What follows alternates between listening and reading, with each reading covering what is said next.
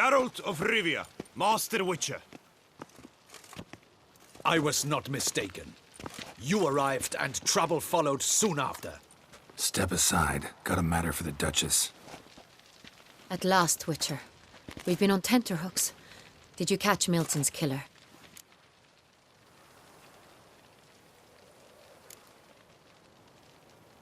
Case is more serious than we thought. The beast? I couldn't kill it. Didn't manage. We sent you after a monster, and you return with nothing?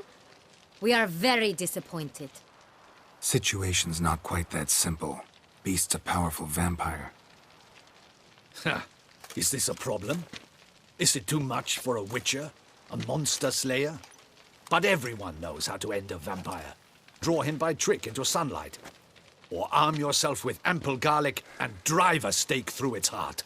Garlic's useless against vampires. Sun and stakes don't hurt him either. Those methods, pure invention. Only work in legends and fables. And buckthorn? When I was a child, Grandmama Ademarta always claimed buckthorn drives off vampires. Silver sword's your best option for keeping them at bay. But it won't get the job done, because only a higher vampire can truly kill another of its kind. Excuses. Ha! Your Grace, I shall assemble a battue. Bring the matter to its end at once.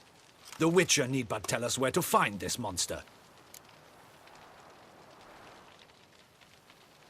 Whoa, this is work for a Witcher, not for your guardsmen. Yet when a Witcher fails, my guardsmen must step in. I'll take my best. 40 hardened veterans. No vampire can stand up to that. 40, 50, 100? Doesn't matter. Won't make any difference against him. You have not seen my guardsmen in action. Can they fight fog? Hit a target that moves faster than the wind? How? What creature can do such things? Creatures like this one. Higher vampires, we call them. Each one's a little different. Unique or exceptional, you might say. Some transform into giant bats.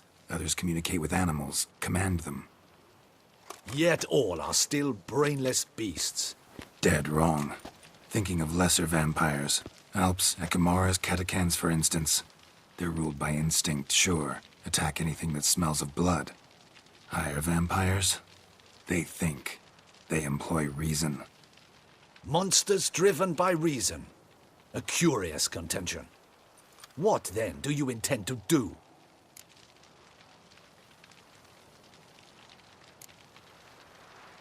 It's way beyond being some monster. This is a powerful being that's walked the world for centuries.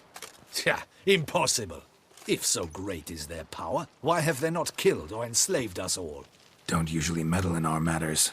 Mostly stay out of our way because they don't care about humans one way or the other. And they do not fear we shall wipe them out one day. They'd probably be pretty amused if you asked them that. They're well aware of their strength. Then what can we do? Do you have a plan? Try to talk to him. That's our best bet. I cannot believe this. Her Grace summons a Witcher to kill a monster. Instead, he wishes to chat with it. Ha. Know what I'm doing. His lover was kidnapped. He's being blackmailed. Blackmailed? Be so kind as to explain how a vampire might be blackmailed. Higher vampires? They're like us, motivated by emotions, not instinct. Not only are they intelligent to an extreme, they're emotionally rich. Capable of feeling many things, even love. This one fell in love with a woman, a human. And he'll do anything to keep her from harm. You do not, I trust, suggest we let Milton's killer go free. Or wait until it murders again. We must render it harmless as quickly as possible.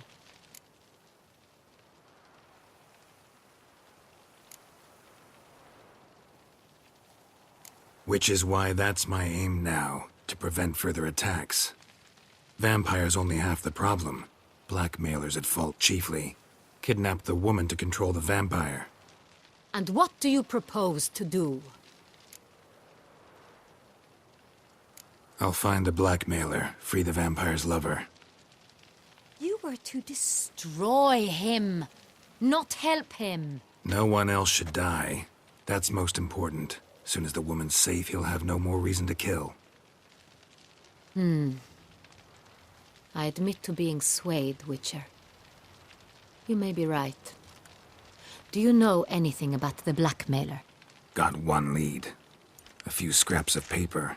Blackmailer wrote the names of the vampire's victims on them. One of them stained. A drop of wine, looks like. So damn little to go on.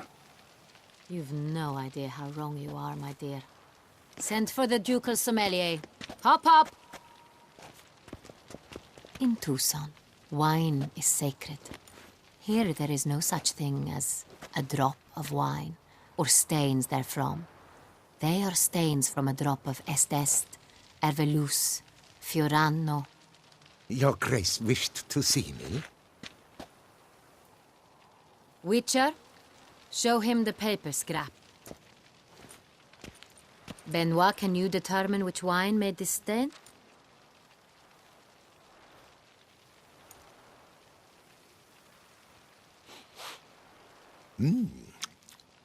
Yes, yes. The west bank of the Saint Latour. That's rather obvious. Aged in barrels of Beauclair oak. Hue, deep burgundy. Clarity, high. It's simple. Saint Real, the 1269 vintage. That's impossible. The wine is produced at Castel Revello, especially and exclusively for the ducal table. Perhaps some Saint Real was stolen. We must go to the vineyard, see if there's not been an incident.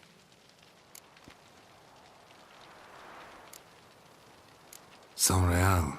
Never heard of it. It's highly unlikely you've ever had a chance to partake of it. As I said, it is only ever served to the ducal family. Didn't stop it from ending up on that scrap of paper. Unless your Grace's sommelier is mistaken. In matters of wine, Benoit is never mistaken. If he says it's Saint Real, it is Saint Real. We must ride to Castel Revello at once. Discover what has happened. Wait. Your Grace wants to go with me? Out of the question.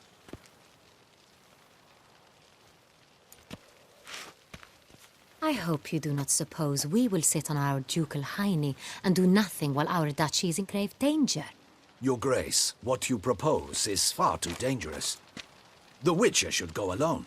It pleases me to see you gentlemen finally agree on something. But I've made my decision. We shall go, accompanied by the best possible escorts. You, Captain, and Geralt. We will travel incognito. We've no wish to give the court any reason to gossip. For the duration of this mission, I release you from your obligation to adhere to court protocol. In short, from now on, I am Anna Henrietta, not your Grace. Yes, Your Grace. Witcher, are you ready?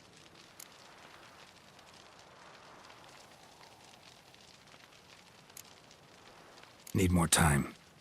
Make haste. Time is of the essence.